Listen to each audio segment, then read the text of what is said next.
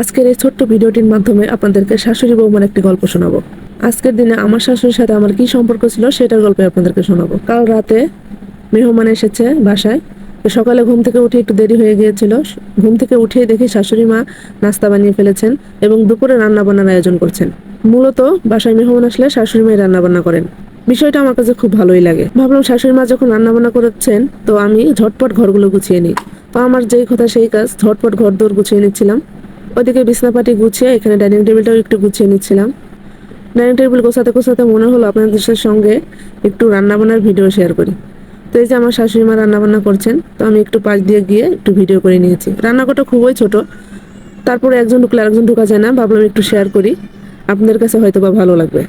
আজকে আমার শাশুড়ি মা রান্না করছেন খাসির মাংস দিয়ে বাসমতি চাল দিয়ে কাকচি বিরিয়ানি, সাথে ছিল কাবাব। রান্নাবান্না শেষ হয়ে গিয়েছে, শাশুড়ি মা নিজের হাতে সবাইকে বেড়ে দিচ্ছিলেন।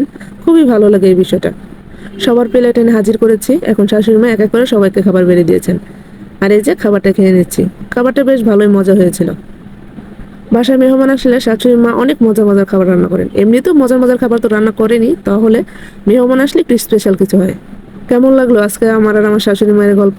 ভালো লাগলে অবশ্যই লাইক কমেন্ট শেয়ার করে জানাবেন। আর শাশুড়ি বৌমার গল্প শুনতে হলে অবশ্যই ভিডিওতে লাইক কমেন্ট করবেন।